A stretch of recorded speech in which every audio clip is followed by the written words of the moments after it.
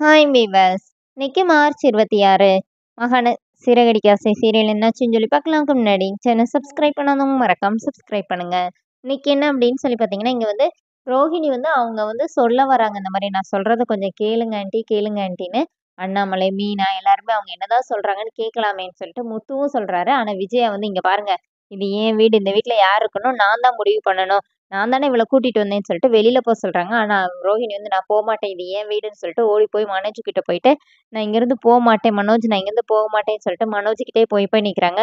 நீ இங்கிருந்து போக மாட்டல அப்படி சொல்லிட்டு முடிய பிடிச்சி வெளியில தள்ளி விட்டு, விஜயா வந்து நீ வந்து உனக்கு உண்மைக்குமே சூடு சொரணை இருந்துச்சுன்னா மரியாதைக்கு நீ இங்க ஒரு நிமிஷம் கூட நிக்க கூடாது, கிளம்பிரு சொல்லிட்டு கதவை பூட்டிடுறாங்க.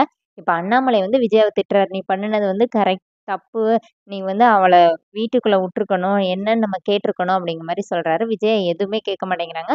மனோஜை போய் கூட்டிட்டு வர சொல்றாரு. விஜயா வந்து மனோஜையும் போகக்கூடாதுன்னு சொல்லிடுறாங்க. இங்க என்ன ஆகுது அப்படின்னா, ரோஹிணி வந்து வீட்ல இருந்து போய் வித்யா கிட்ட எல்லா விஷயத்தையும் சொல்றாங்க.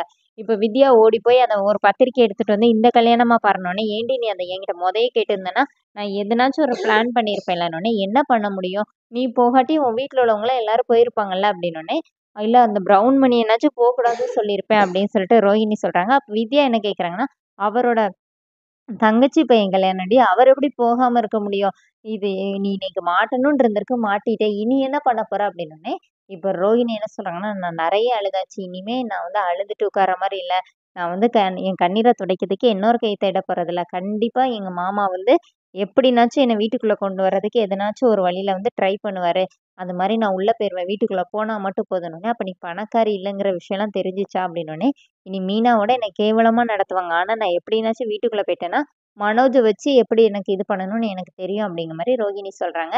இங்க வீட்ல என்ன ஆகுதுன்னா, அண்ணாமலை, முத்து எல்லாருமே மனோஜ் கிட்ட பேசுறாங்க, நீ போய் அவளை கூட்டிட்டு வாடா அப்படின்லாம் பேசுறாங்க.